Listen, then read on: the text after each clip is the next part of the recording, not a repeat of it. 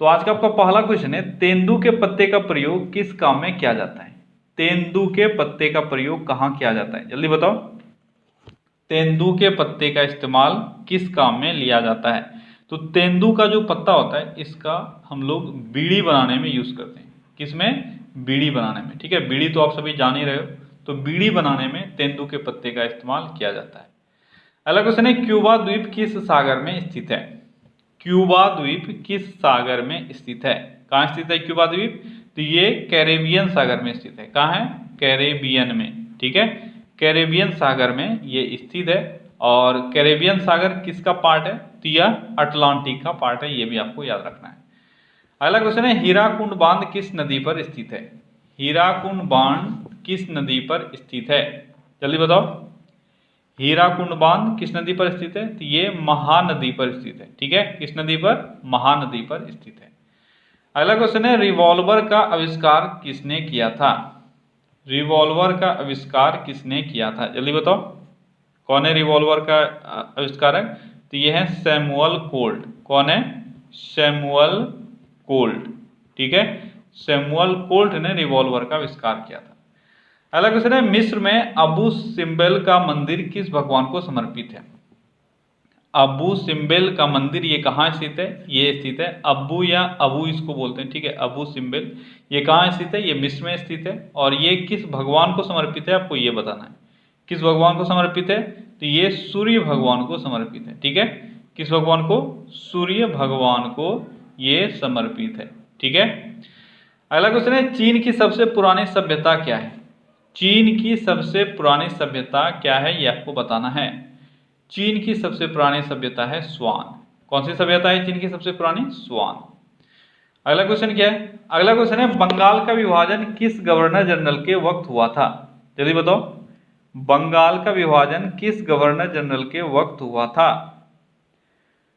तो बंगाल का विभाजन कब हुआ था? ये हुआ था 1905 में। ठीक है, तो अब आपके लिए आसान हो गया होगा किस गवर्नर जनरल के काल में ये हुआ था, क्योंकि 1905 में कौन थे? 1905 में थे करजन। ठीक है, तो बंगाल विभाजन करजन के वक्त हुआ था। अगला क्वेश्चन है, जब 3 या 4 कंटूर मिलकर एक आकृति बनाते हैं उसको क्या कहा जाता है? बहुत ही अच्छा क्वेश्चन है, जल्दी बताओ।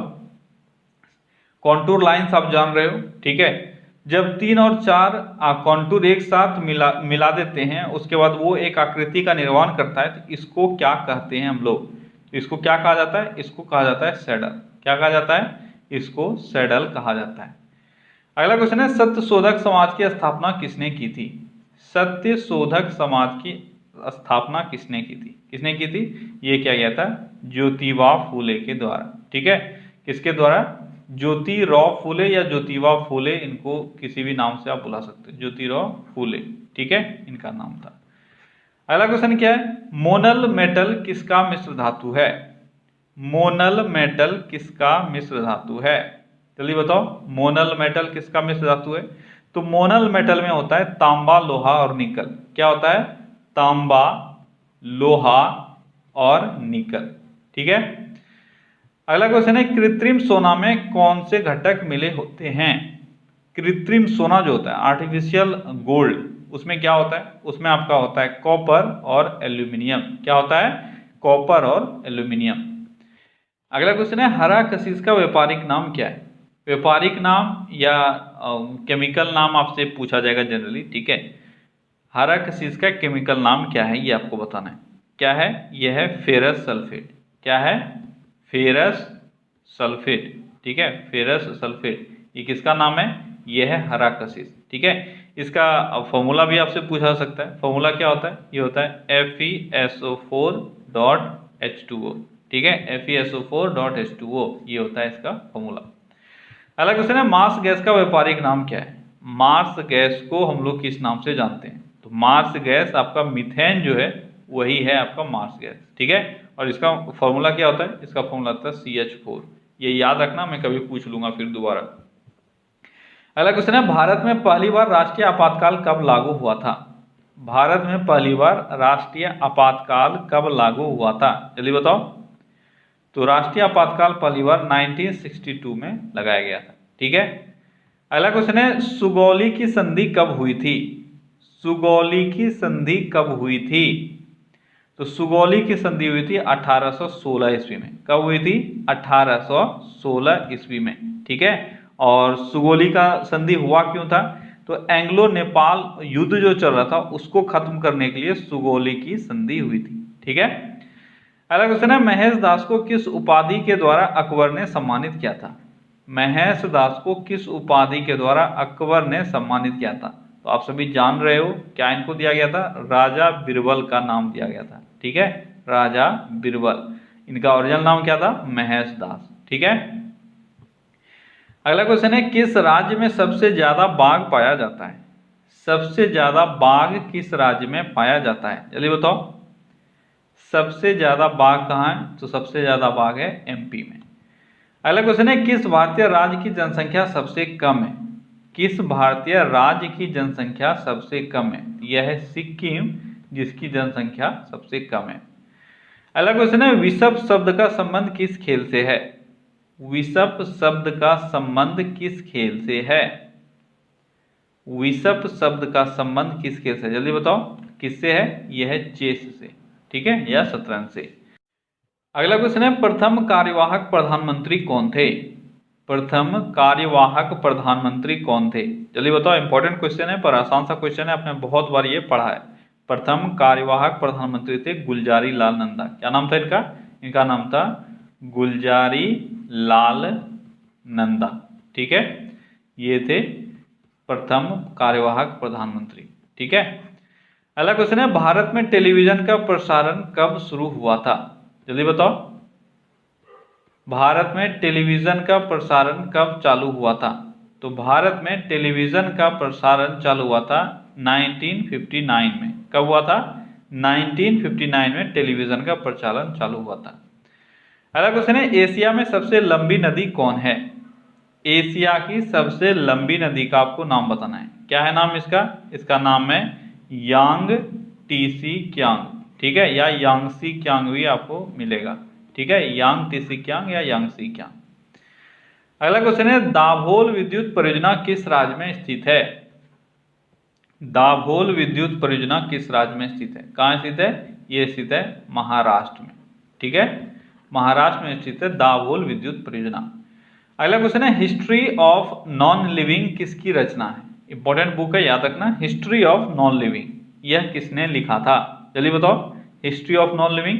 तो ये हिलेरी क्लिंटन के द्वारा लिखा गया है। किसके द्वारा? हिलेरी क्लिंटन के द्वारा। ठीक है, हिलेरी क्लिंटन के द्वारा ये बुक लिखा गया है। अगला क्वेश्चन है, प्रथम ओलंपिक खेल कब हुआ था? प्रथम ओलंपिक खेल कब हुआ था? तो प्रथम ओलंपिक खेल, यहाँ पे दो तरह के क्वेश्चन आपसे बन सकते हैं, या तो मॉडर्न ओलंपिक या एंशियंट ओलंपिक। अब आपको कुछ नहीं दिया हुआ है, तो जो आपके ऑप्शन में होगा आप वही मारोगे। ठीक है, तो इसका आंसर जिसने 776 बीसी किया उनका भी सही है, और जिसने 1896 आंसर किया उनका भी सही है। 1896 में मॉडर्न ओलंपिक स्टार्ट हुआ था। ठीक है, और 776 जो है 776 इसमें जो था वो एंशियंट ओलंपिक था। ठीक है, तो दोनों आंसर सही है। अगला क्वेश्चन है, वाटर पोलो में खिलाड़ी की संख्या कितनी होती है? वाटर पोलो में खिलाड़ियों की संख्या कितनी होती है? जल्दी बताओ, वाटर पोलो में खिलाड़ियों की संख्या कितनी होती है? तो वाटर पोलो में खिलाड़ियों की संख्या होती है 7। अगला क्वेश्चन क्या है? अगला क्वेश्चन है, डिफेंस सर्विसेज स्टाफ कॉलेज कहाँ स्थित है? डिफेंस सर्विसेज स्टाफ कॉलेज कहाँ स्थित है? ये स्थित है वेलिंगटन में। कहाँ स्थित है? वेलिंगटन में स्थित है डिफेंस सर्विसेज स्टाफ कॉलेज। ठीक है। अगला क्वेश्चन है, इस्लाम की स्थापना किस सदी में हुई थी? इस्लाम की स्थापना किस सदी में हुई थी? तो इस्लाम की स्थापना 7th सेंचुरी में हुई थी। ठीक है। अगला क्वेश्चन है, न्यूयॉर्क किस नदी के तट पर बसा है? न्यूयॉर्क किस नदी के तट पर बसा है? जल्दी बताओ, न्यूयॉर्क किस नदी के तट पर बसा है? तो ये हडसन नदी के तट पर बसा है। ठीक है, कौन सा नदी है? हडसन। ठीक है। अगला क्वेश्चन है, भारत में स्टॉक एक्सचेंज के नियम कौन निश्चित करता है? स्टॉक एक्सचेंज का नियम भारत में किसके द्वारा निश्चित किया जाता है? तो किसके द्वारा किया जाता है? ये किया जाता है सेबी के द्वारा। ठीक है, आसान सा क्वेश्चन था। अगला क्वेश्चन है, भारत का अंतिम गवर्नर जनरल कौन था? भारत का अंतिम गवर्नर जनरल या भारत का अंतिम भारतीय गवर्नर जनरल कौन हुए? तो आप जानते हो, आजाद के बाद यानी भारत के आजाद होने के बाद कौन बने थे गवर्नर जनरल? तो ये बने थे सी राजगोपालाचारी। ठीक है, सी राजगोपालाचारी। ठीक है, और यही अंतिम गवर्नर जनरल भी हुए और अंतिम भारतीय गवर्नर जनरल भी यही हुए। अगला क्वेश्चन है, भारत में सबसे बड़ा राष्ट्रीय ग्रंथालय कहाँ स्थित है? भारत में सबसे बड़ा राष्ट्रीय ग्रंथालय कहाँ स्थित है? तो ये स्थित है कोलकाता में। ठीक है, कहाँ स्थित है?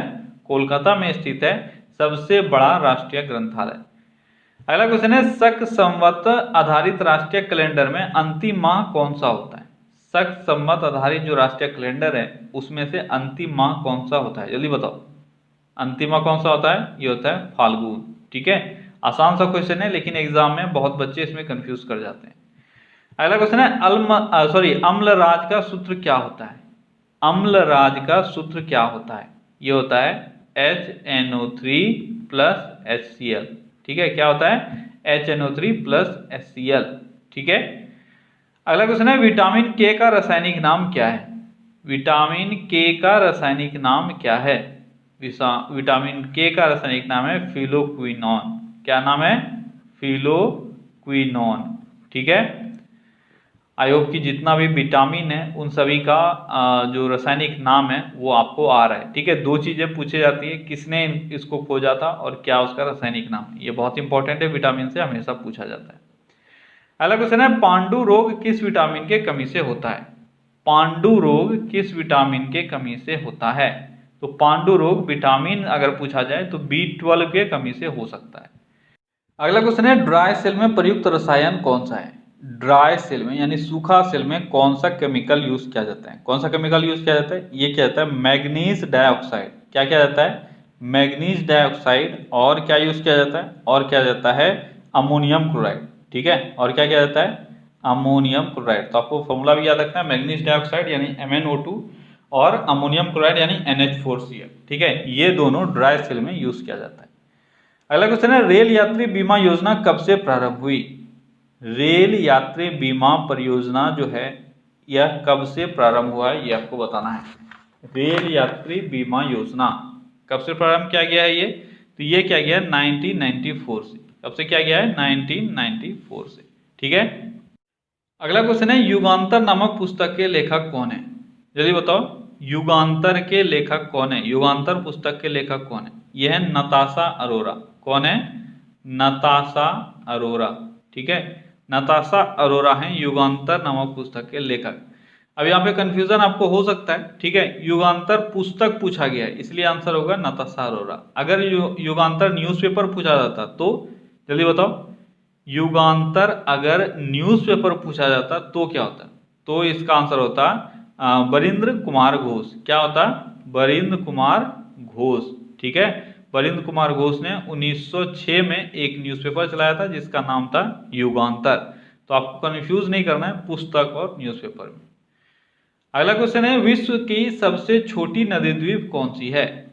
विश्व की सबसे छोटी नदी द्वीप जल्दी बताओ कौन सी है? विश्व की सबसे छोटी नदी द्वीप, तो विश्व की सबसे छोटी नदी द्वीप जो है वह आप जानते हो बड़ी और छोटी दोनों एक ही जगह है। बड़ी है माजुली और जो छोटी है सबसे वो है उमानंद। क्या नाम है इसका? उमानंद। और मैंने अभी बताया दोनों एक ही जगह है, दोनों है असम में। ठीक है, अगला क्वेश्चन है, खरीफ मौसम की शुरुआत किस महीने में होती है? खरीफ मौसम की शुरुआत किस महीने में होती है? तो खरीफ मौसम जो अभी आने वाला है ये मौसम जो होगा ये होगा खरीफ का। ठीक है, जून, जिसमें आप लोग धान वगैरह बोते हो। अगला क्वेश्चन है, स्वतंत्रता सेनानी खुदीराम बोस को कब फांसी दी गई थी? खुदीराम बोस को कब फांसी दी गई थी ये आपको बताना है। चलिए बताओ कब दी गई थी फांसी? तो खुदीराम बोस को 11 अगस्त 1908 को दिया गया था। 11 अगस्त 1908 को इनको फांसी दिया गया था। अगला क्वेश्चन है, बौद्ध धर्म प्रचार के लिए अशोक ने किनको श्रीलंका भेजा था? आपको पता होना चाहिए अशोक ने बौद्ध के प्रचार के लिए किन्हीं को भेजा था श्रीलंका। कौन थे वो ये आपको बताना है। किनको भेजे थे? तो अशोक ने भेजा था अपने ही पुत्र और पुत्री को, ठीक है। इनके एक बेटा और एक बेटी गए हुए थे कहाँ, श्रीलंका। तो क्या नाम था आपको वो बताना है। क्या नाम था अशोक के उस बेटे का नाम, उस बेटे का नाम था महेंद्र, ठीक है। और बेटी का नाम क्या था, बेटी का नाम था संघमित्रा। क्या नाम था, संघमित्रा, ठीक है। तो महेंद्र और संघमित्रा को भेजा गया था श्रीलंका। अगला क्वेश्चन है, किस वृक्ष के लकड़ी से सामान्यतः क्रिकेट के बल्ले का निर्माण होता है। क्रिकेट का जो बल्ला होता है किस लकड़ी से बनाते हैं हम लोग, तो वो विलो नामक लकड़ी से बनाया जाता है, ठीक है। अगला क्वेश्चन है, नागार्जुन किस शासक के दरबार में था। नागार्जुन किस शासक के दरबार में था, जल्दी बताओ। नागार्जुन कनिष्क के दरबार में था। किसके दरबार में, कनिष्क के दरबार में था। अगला क्वेश्चन है, कॉमिक चरित्र जो है सुपरमैन का रचना किसने किया है। कॉमिक चरित्र सुपरमैन का रचना किसने किया है, जल्दी बताओ। आप सभी ने सुपरमैन कभी ना कभी देखा है। अब आप बताओ इसके रचनाकार कौन है। तो ये है जोरीम सिगेल। क्या नाम है इनका, इनका नाम है, सॉरी जोरीम नहीं, जोरोमी सिगेल, ठीक है। जोरोमी सिगेल इनका नाम है। लेकिन ये अकेले नहीं थे, ये जो जोरोमी सिगेल है इन्होंने अकेले इसका जो कैरेक्टर है, ठीक है, सुपरमैन का, उसको नहीं गढ़ा है। तो और कौन थे इनके साथ, इनके साथ थे जोसेफ सुस्तर। क्या नाम था इनका, इनका नाम था जोसेफ सुस्तर, ठीक है, जोसेफ सुस्तर। तो इन दोनों ने मिलकर कॉमिक चरित्र जो सुपरमैन है उसकी रचना की है। अगला क्वेश्चन है, चाचा चौधरी कॉमिक चरित्र के रचनाकार कौन है। चाचा चौधरी, हर बच्चा जो अभी बड़ा हो चुका है वो हर एक बच्चा देखा होगा, भले ही अभी का जो बच्चा है वो लोग नहीं देख पाएगा, लेकिन चाचा चौधरी हम सब ने देखा है। कि क्या है उनका राइटर जो है उसका नाम यह है प्राण, ठीक है। क्या नाम है, प्राण कुमार शर्मा, ठीक है। अगला क्वेश्चन है, हिंदुस्तान मशीन टूल्स निगम कहाँ स्थित है। हिंदुस्तान मशीन टूल्स निगम कहाँ स्थित है। हिंदुस्तान मशीन टूल्स निगम कहाँ स्थित है, ये स्थित है बेंगलोर में। कहाँ स्थित है, बेंगलोर में स्थित है हिंदुस्तान मशीन टूल निगम, ठीक है। कहाँ स्थित है, बेंगलोर में स्थित है।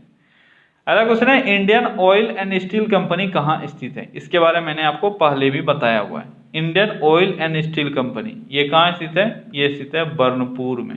कहाँ स्थित है, बर्नपुर में स्थित है Indian oil and steel company. अगला क्वेश्चन है, हिंदुस्तान एयरक्राफ्ट संस्थान कहाँ स्थित है। हिंदुस्तान एयरक्राफ्ट संस्थान कहाँ स्थित है, ये भी स्थित है बेंगलोर में, ठीक है। बेंगलोर में स्थित है हिंदुस्तान एयरक्राफ्ट संस्थान। क्लियर है। तो ओके गाइस, आज के सेशन बस इतना ही। चलिए कल फिर से मिलते हैं हम लोग अगले सेशन में। Till then take care, bye bye.